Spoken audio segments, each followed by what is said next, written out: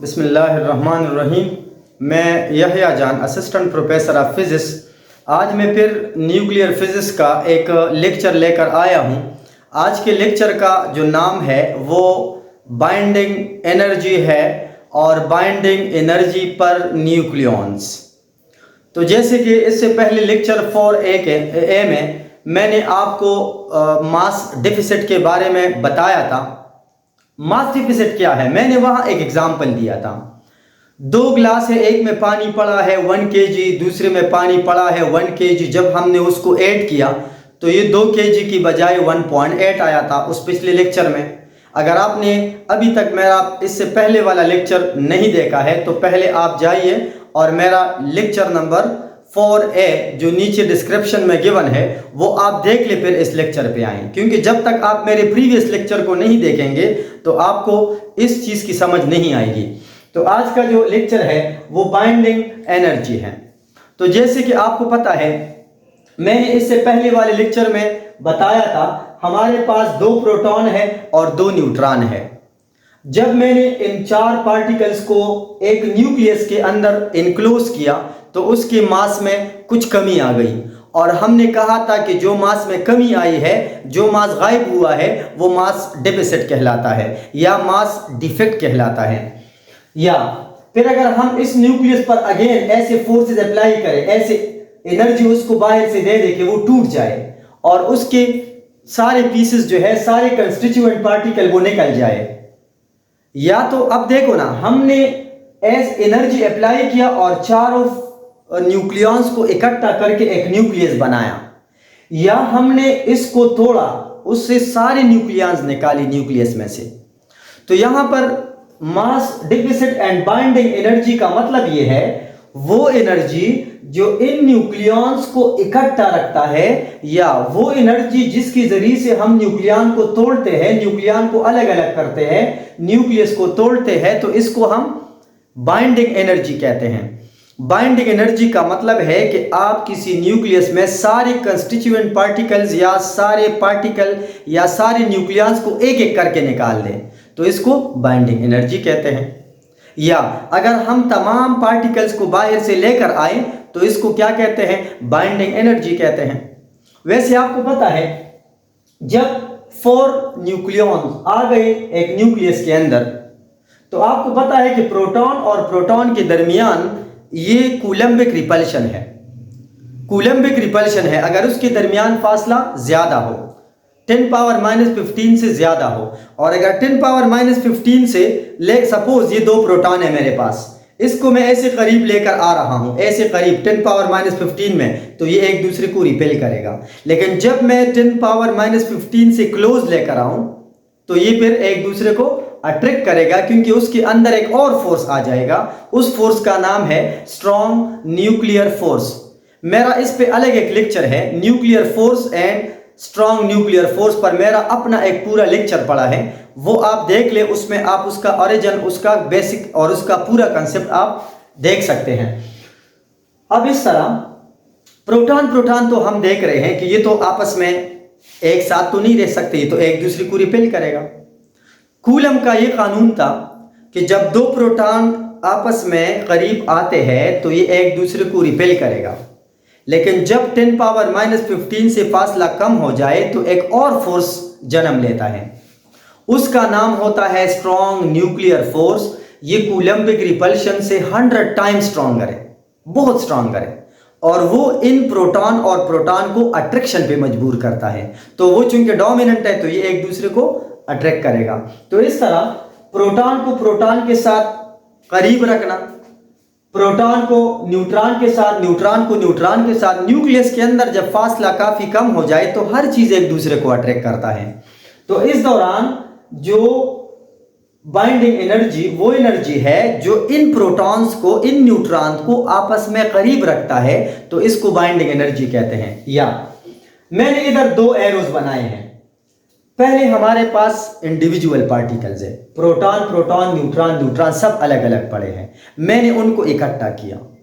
इस वक्त इनकी एनर्जी ज्यादा है और मास भी ज्यादा है।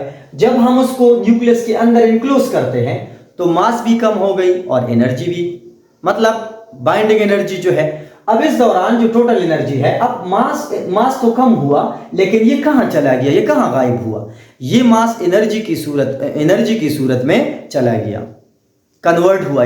ये जो मास में कमी आ गई। अब ये जिस एनर्जी के साथ हमने करीब रखा है, एक दूसरे के करीब रखा है, इस एनर्जी को बाइंडिंग एनर्जी कहते हैं। या फिर मैंने दूसरा एरो बनाया है, फिर से उसको टेयर किया है। टेयर का मतलब है एक दूसरे से सेपरेट किया है। तो वो एनर्जी जो न्यूक्लियॉन्स को इकट्ठा करने के लिए दरकार होता है, या वो एनर्जी जो प्रोटॉन को प्रोटॉन से अलग करने के लिए दरकार होता है, उसको बाइंडिंग एनर्जी कहते हैं। तो हमने एक बार इसको बाइंड रखा और एक बार तोड़ लिया, दोनों केसेस में हम उसको बाइंडिंग एनर्जी कहते हैं। अब ये आई कहां से? तो जो पिछले टॉपिक में जो मास में कमी आई थी, जो मास डिसअपियर हुआ था, उसको हम बाइंडिंग एनर्जी कहते हैं। अब डिफिनेशन की तरफ आए, जो डिस्कशन मैंने कर लिया। जाहिर है कि पहले तो मैंने आपको एग्जांपल दे दिया।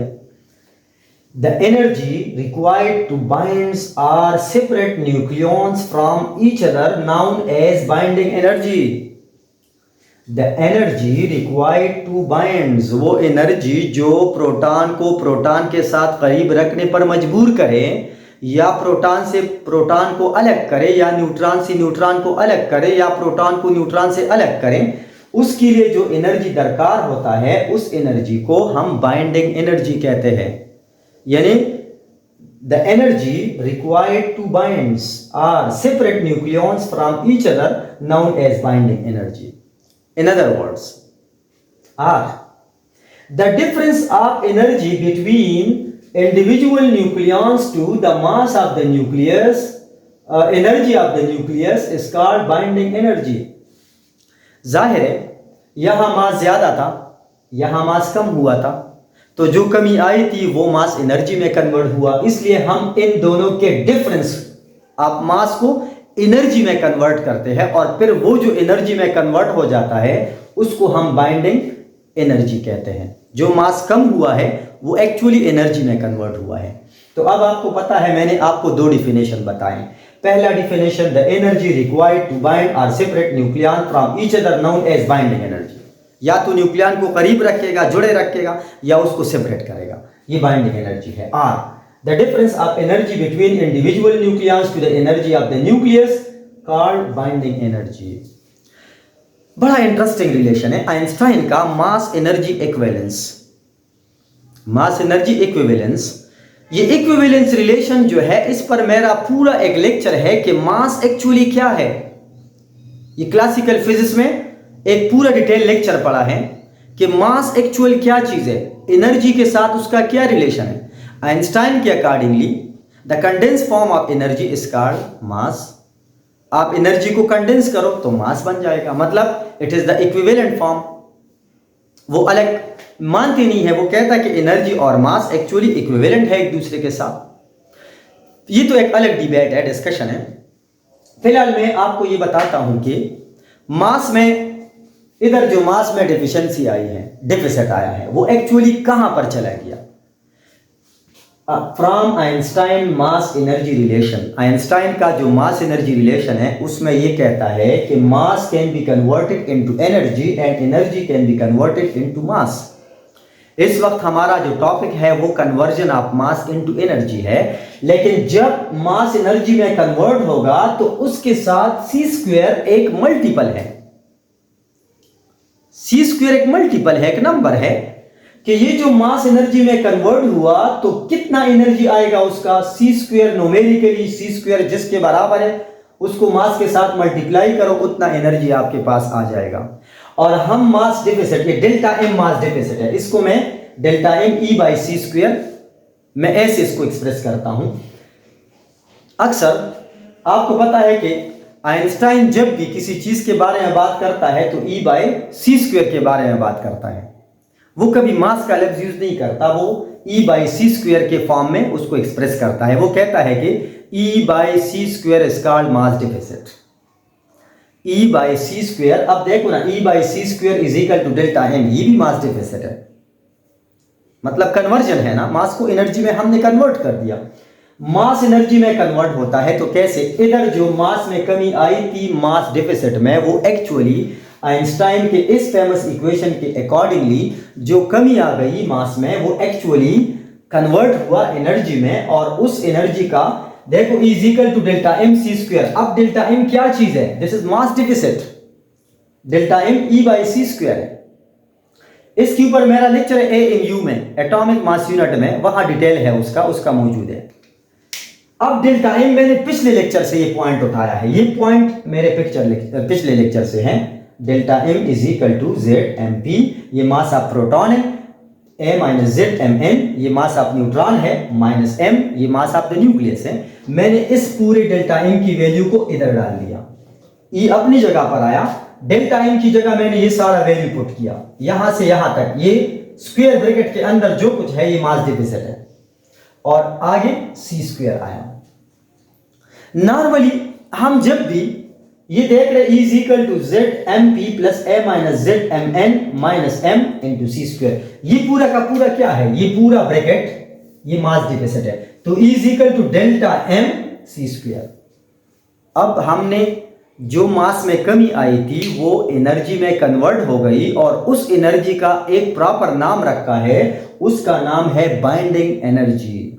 अब इस तरह यहां एक टर्मिनोलॉजी आती है C square is equal to 931.5 mega electron volt by you AMU unit mass. तो आपको पता है कि ये जो है ये मेरा पिछला टॉपिक है AMU एटॉमिक मास यूनिट में, पूरा डिस्कशन है इसके ऊपर। तो अभी जो मेरे पास जो इक्वेशन आया, this equation represent binding energy. Binding energy कभी पॉजिटिव होता है तो कभी नेगेटिव होता है।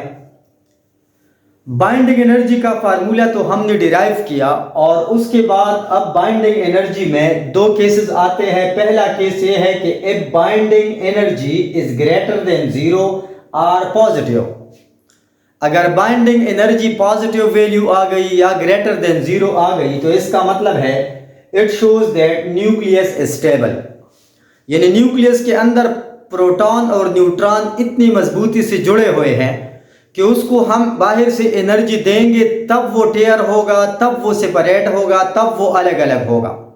मतलब वो अपनी मर्जी से अलग अलग नहीं होगा, वो बहुत स्टेबल है, बहुत स्ट्रांगली स्टेबल है। तो जब स्ट्रांगली स्टेबल है और प्रोटॉन और न्यूट्रॉन जो पड़े हैं ये काफी टाइटली बाउंडेड पड़े हैं, तो इस दौरान इसकी बाइंडिंग एनर्जी पॉजिटिव है या ग्रेटर देन जीरो है। तो इस दौरान हम बाहर से एनर्जी देते हैं, it shows that nucleus is stable, outside energy is required for splitting. Nucleus को तोड़ने के लिए हम बाहर से एनर्जी देते हैं। अगर बाइंडिंग एनर्जी पॉजिटिव है तो बाहर से एनर्जी हम देंगे क्योंकि न्यूक्लियस स्टेबल है और वो टूट जाएगी।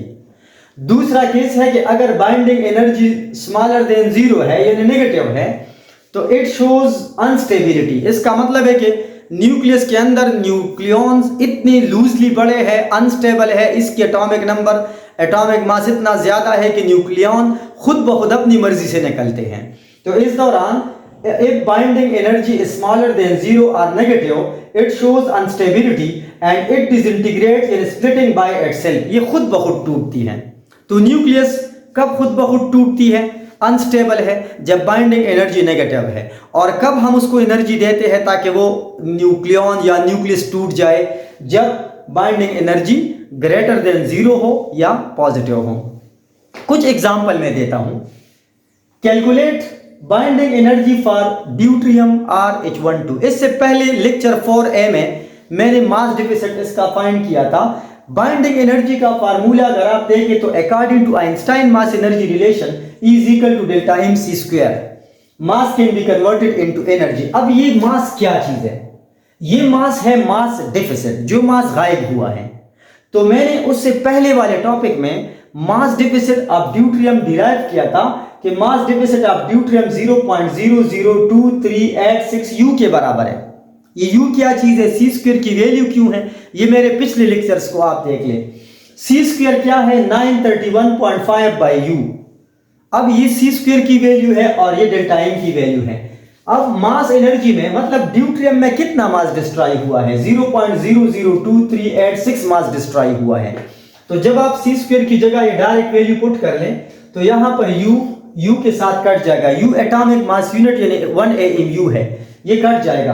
अब 931.5 को आप इस नंबर के साथ मल्टीप्लाई करो तो आपके पास आ जाएगी 2.22 मेगा इलेक्ट्रॉन वोल्ट एनर्जी। इसका क्या मतलब है?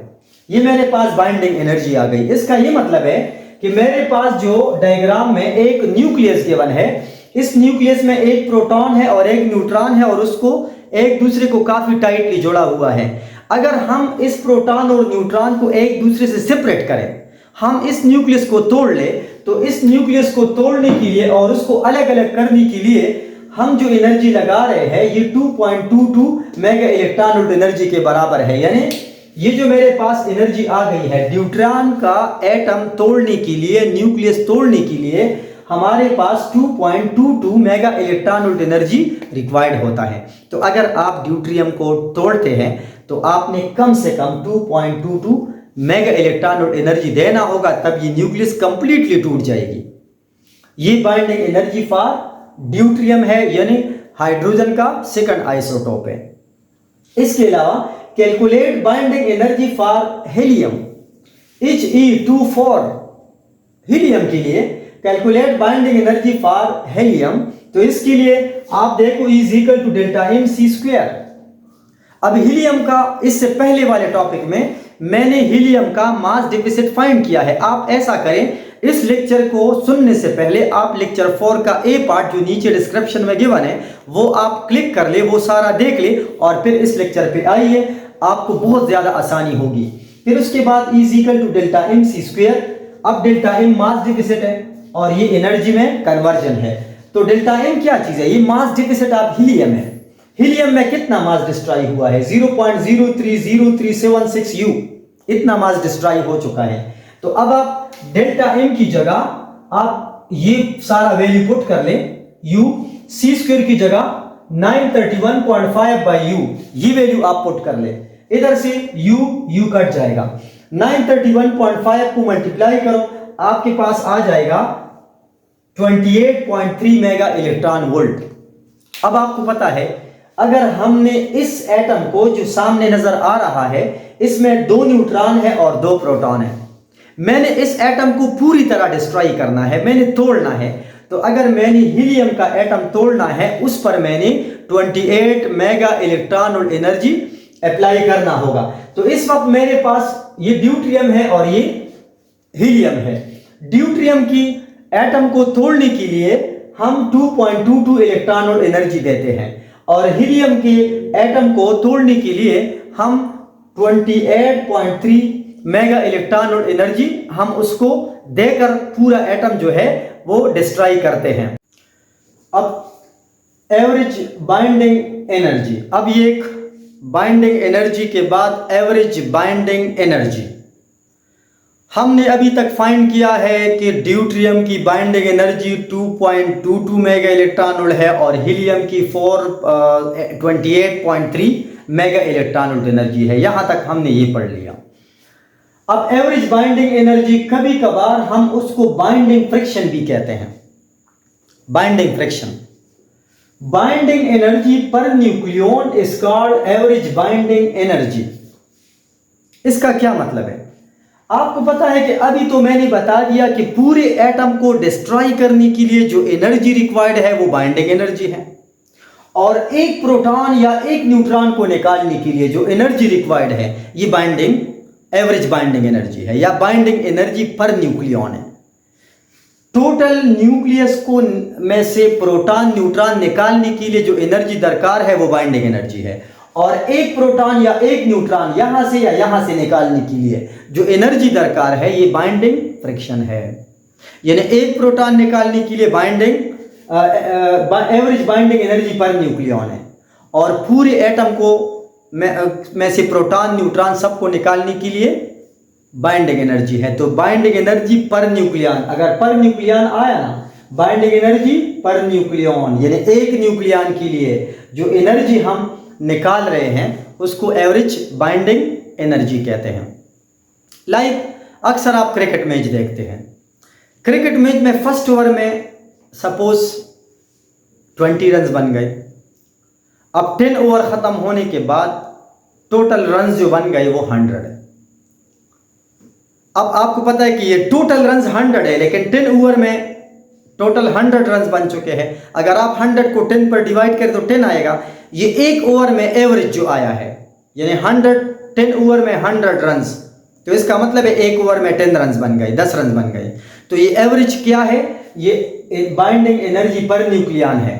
और ये जो टोटल 100 रन्स है, ये टोटल बाइंडिंग एनर्जी है।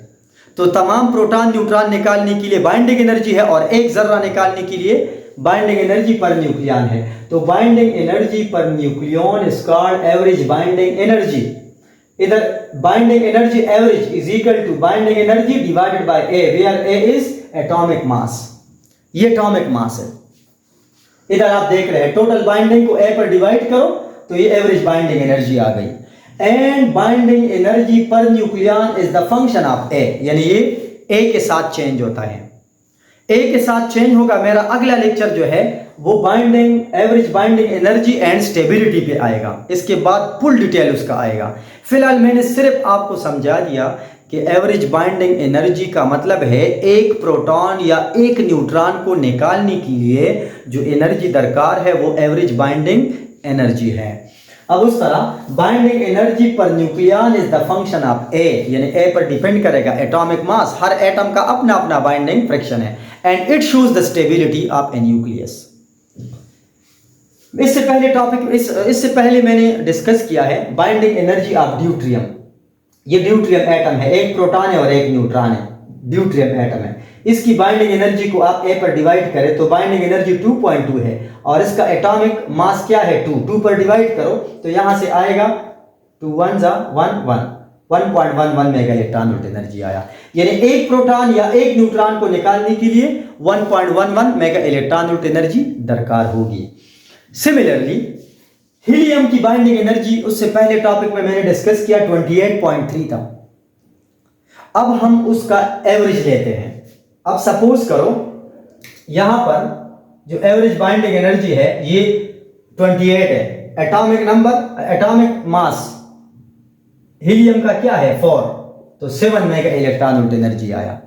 अब देखो ना, ड्यूट्रियम से एक प्रोटॉन एक न्यूक्लियन निकालने के लिए 1.11 mega electron volt energy required है, और हीलियम से एक प्रोटॉन निकालने के लिए 7 मेगा इलेक्ट्रॉन वोल्ट एनर्जी दरकार है। 7 हीलियम बहुत स्ट्रांगली बाउंडेड है। देखो ना, एक प्रोटॉन न्यूट्रॉन इतनी मजबूती से जुड़े हुए हैं, तो इससे एक प्रोटॉन या एक न्यूट्रॉन निकालना बड़ा मुश्किल है, बहुत जोर लगाना पड़ता है, और इधर बड़े आसानी के साथ हम उसको निकाल सकते हैं। तो मतलब बाइंडिंग एनर्जी एटॉमिक मास के साथ चेंज होगा।